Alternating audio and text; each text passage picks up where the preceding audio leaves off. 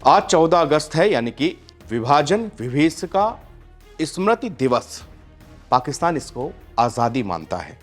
बात ठीक है, 14 अगस्त को अगर हम पाकिस्तान की आज़ादी का दिवस भी मान लें, लेकिन अमेरिका उसको बधाई संदेश पहुंचा रहा है। आपको बताएं कि आतंकवादी पालने वाला ये देश, ऐसा नहीं है कि हम सिर्फ हिंदुस्तान इससे जूझ रहा है। पूरा विश्व आज आतंकवाद की चपेट पर है और वो आतंकवाद के खिलाफ विश्व के कई देश लामबंद होकर इसको जड़ से मिटाने के लिए अलग अलग तरीके से अपना योगदान दे रहे हैं। भारत हर फोरम में इस बात को कहता है कि आज भले ही आपको इस बात का एहसास ना हो, हमने ये दर्द झेला है, हमने ये दंश झेला है, हमने अपनों को खोते हुए देखा है, हमने अपने सैनिकों के शवों को देखा है, हमने शहीद होते सैनिक देखे हैं, हमने घाटी को दशकों तक रक्त रंजित होते हुए देखा है। इसलिए हम जानते हैं और इस दर्द को हिंदुस्तान से बेहतर कोई नहीं जान सकता। हर जाति, हर धर्म, हर संप्रदाय, कोई भी रंग, कोई भी मजहब, अंदरूनी पॉलिटिक्स की बात बिल्कुल अलग है, लेकिन आतंकवाद एक ऐसी बीमारी है जिसको जड़ से मिटाना जरूरी है। लेकिन विश्व का सबसे ताकतवर देश अमेरिका पाकिस्तान को इस समय पुचकार रहा है। आज 14 अगस्त के दिन मार्को रूबियो, जो कि उनके विदेश मंत्री हैं, उनका संदेश आप पढ़िए, आपको समझ में आएगा कि अमेरिका एक कैसी कूटनीति खेल रहा है, कैसा एक गंदा गेम कर रहा है।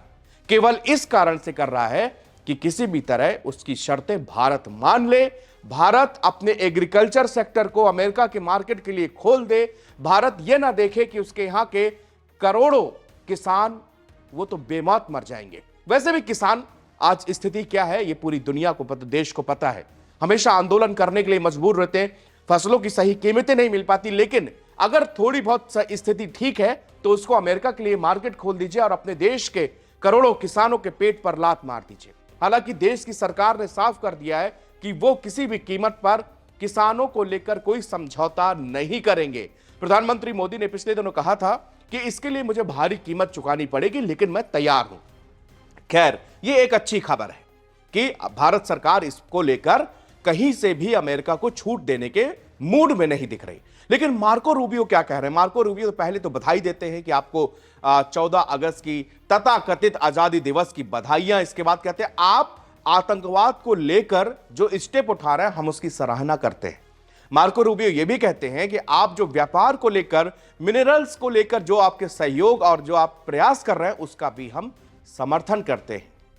पूरी दुनिया को पता है, खुद अमेरिका को पता है कि पाकिस्तान बलूचिस्तान में क्या कर रहा है, सबको पता है। लेकिन मार्को रूबियो ने एक शब्द भी उनके साथ में नहीं बोला। उल्टा केवल इस कारण से वो इस तरह की बातें कर रहे हैं ताकि भारत को किसी ना किसी तरीके से प्रेशर में लिया जा सके। पाकिस्तान खुद भी जानता है, असीम मुनीर ने उनकी सरजमी से न्यूक्लियर की धमकी दी है। यह कोई छोटी मोटी बात नहीं है। किसी देश का आर्मी चीफ अगर किसी दूसरे देश में जाकर वो आधी दुनिया को तबाह करने की धमकी दे रहा है और अमेरिका खामोश है, ट्रंप खामोश है। वही ट्रंप जो कि नोबेल प्राइज लेने के लिए आतुर दिख रहे हैं, लेकिन उन्होंने इसका खंडन नहीं किया। वहीं भारतीय मीडिया ने एक सवाल मार्को रूबियो से पूछा गया तो उन्होंने ईमेल के जरिए एक जवाब भेजा है। वो जवाब यह है कि यह बयान हमारी जानकारी में आया है, आप इस सवाल का जवाब जो है पाकिस्तान से मांगिए क्योंकि उनके आर्मी चीफ ने यह बयान दिया है। लेकिन महाशय, दिया तो आपकी सरजमी से है।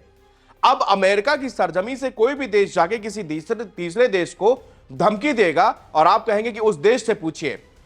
अगर यह ट्रेड डील, पाकिस्तान से ट्रेड डील ना हुई होती तो शायद ये मार्को रूबियो ये बयान ना दे रहे होते। अगर भारत आपकी शर्तों के आगे झुक गया होता तो आप ये बयान नहीं दे रहे होते। भारत अगर आपके मार्केट के लिए दरवाजे खोल देगा हिंदुस्तान की एग्रीकल्चर सेक्टर के, तो आप हमको ये बयान नहीं देते, आप हमारे ऊपर 50% टैरिफ भी नहीं लगाते।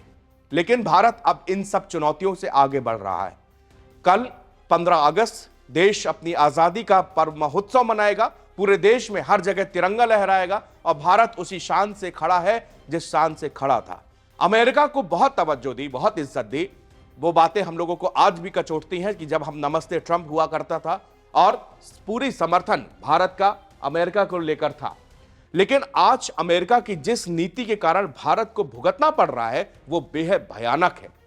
15 अगस्त को अलास्का में पुतिन और अमेरिका की मीटिंग होने जा रही है। इस मीटिंग में पूरी दुनिया की नजरें टिकी हुई हैं। हालांकि जेलेंस्की इस मीटिंग से बाहर है। अब पुतिन और ट्रंप के बीच में क्या पैक्ट होने जा रहा है, इस पर सभी की नजरें बनी हुई हैं। भारत और अमेरिका के टाइम में लगभग 16 घंटे का फर्क है, तो इस हिसाब से रात परसों तक ये मीटिंग के बारे में अपडेट और जानकारी हम लोगों के सामने आएंगी। लेकिन उसके पहले मैं आपको बता दूं कि जो ये मीटिंग है, इस पर भारत भी पूरी तरह से फोकस्ड है, क्योंकि क्या अगर दोनों के बीच में युद्ध रुकता है तो फिर क्या जो रूस के ऊपर सैंक्शंस लगाए गए हैं, जो प्रतिबंध लगाए गए हैं, वो अगर हल्के होते हैं तो फिर अमेरिका जिस हिसाब से तेल खरीदने पर नाराज बैठा है वो नहीं होगा। हालांकि ट्रंप की नाराजगी रूस से तेल खरीदना नहीं है, ये मैं आपको फिर से बता दूं। ट्रंप की नाराजगी है कि पीएम मोदी ने उनके सीज फायर का जो श्रेय था, जो नोबेल पीस प्राइज का सबसे बड़ा बेस बन रहा था, भारत ने उसी को ही उसके काट दिया है। भारत ने संसद से लेकर हर जगह यही बात कही कि भाई हमने, उनके डीजीएमओ ने हमसे कांटेक्ट किया और इसके बाद हमने जो है ये सीज फायर में हम तैयार हुए हैं। ऐसा नहीं है कि अमेरिका के कहने पे प्रेशर में हमने सीज फायर किया हो। लेकिन अमेरिका बार जब ट्रंप छक गए 20, 25, 30 बार लगातार उन्होंने कहा कि हमने युद्ध रुकवाया, हमने न्यूक्लियर वॉर रुकवा दी, हमने ये कर दिया, हमने वो कर दिया। अरे भाई साहब, आपने कुछ नहीं किया। जो किया हिंदुस्तान की सेना ने किया, जो किया हिंदुस्तान की सरकार ने किया। और आज हिंदुस्तान वो नहीं है कि आपके आगे पीछे भटकेगा। ठीक है, कठिन समय है, परिस्थितियां हैं। जब एक परिवार में कोई कठिन परिस्थिति पड़ती है तो पूरा परिवार एकजुट होकर उससे लड़ता है, और हमने हिंदुस्तान में यही सीखा है। हमने अभावों में जिंदगी काटना सीखा है। और हम इस तरह भी, वो समय भी था जब एक प्रधानमंत्री लाल बहादुर शास्त्री के कहने पर इस देश ने एक वक्त का खाना खाना छोड़ दिया था। तो ऐसी कोई बड़ी बात नहीं है। हिंदुस्तान इसको सहने के लिए तैयार है, इसको झेलने के लिए तैयार है। लेकिन अमेरिका के आगे नतमस्तक नहीं होगा। वो भी इसलिए क्योंकि आप जो है सिर्फ इसलिए नतमस्तक करना चाहते हो क्योंकि आप ताकतशाली है। आपकी जीडीपी हमसे कई गुना ज्यादा है, आपके पास हमसे बहुत बड़ी सेना है, बहुत सारी टेक्नोलॉजी है। आप इसलिए किसी देश को अब दबा नहीं जलते। इसीलिए ब्राजील के राष्ट्रपति लूला डी सिल्वा ने बहुत सही कहा था कि अब दुनिया को तानाशाह या आपके जैसे बादशाह की आवश्यकता नहीं है। अब दुनिया बदल चुकी है। अब दुनिया उस दौर में है जहां पर हर देश प्रभुत्वशाली है, सबकी संप्रभुता है, सबका सम्मान है, सब अपने पैरों पर खड़े हैं, सब बिजनेस कर रहे हैं, सब आगे बढ़ रहे हैं। आपको चीन ने सही चेहरा दिखाया था। चीन बेशक हमारे साथ में क्या कर रहा है, ये सबको पता है। चीन की विस्तार नीतिवादी नीति किसी छुपी नहीं है।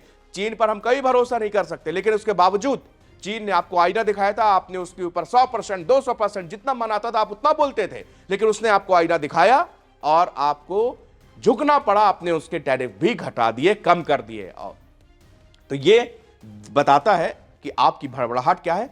आप चाहते हैं कि डॉलर में जो बिजनेस पूरे वर्ल्ड में चल रहा है उस पर किसी तरह की आंच ना आए। आप ब्रिक्स से डरते हैं क्योंकि आप जानते हैं कि ब्रिक्स ने अगर नई करेंसी बना दी तो अमेरिका तो कहीं का नहीं रहेगा। आप रशिया, इंडिया, चाइना के कॉम्बिनेशन से भी डरते हैं क्योंकि अगर ये तीनों मिल गए तो अमेरिका आपकी तो खैर नहीं है। और ये जो है ट्रंप बखूबी जानते हैं। और ट्रंप ये आखिरी उनका टेन्योर है। अमेरिका की संविधान के हिसाब से कोई 2 बार से ज्यादा तीसरी बार राष्ट्रपति नहीं बन सकता। ये आपका दूसरा और आखिरी चांस है। इसलिए आप चाहते हैं कि इसमें मैं जितना बड़ा नाम कमा लूं कि अमेरिकी इतिहास में आपको सुनहरे अक्षरों से आपका नाम लिखा जाए और फिर आपको पढ़ाने, आपको किताबों में, सिलेबस में आपका नाम हो। आप ये चाहते हैं, लेकिन किसी देश को बर्बाद करके कभी दूसरा देश कभी नहीं बन पाए। इतिहास से हमने सीखा है। और भारत लड़ेगा, जूझेगा। मार्को रूबियो, आप चाहे कितनी भी तारीफ कर लें पाकिस्तान की, लेकिन ये पाकिस्तान आतंकिस्तान है। और एक बार आपको ये पता चल चुका है ओसामा बिन लादेन के वक्त, और आपको अभी भी आपके यहां के पेंटागन के अधिकारी खुद इस बात को कह रहे हैं कि ये वर्दी में बैठा हुआ लादेन है जो अमेरिका की यात्रा कर रहा है। इसको बिल्कुल बर्दाश्त नहीं करना चाहिए। आधे घंटे के अंदर इसको जो है एयरपोर्ट से पाकिस्तान भेज देना चाहिए। लेकिन शायद अभी आपको इस बात का समझ नहीं आएगा, लेकिन हम चाहेंगे कि अमेरिका इस चीज को समझे। अमेरिका अगर आपको सुपर पावर कहता है, सुपर पावर होने के नाते कुछ सुपर जिम्मेदारियां भी आपके ऊपर है, उनको निभाइए। शुक्रिया।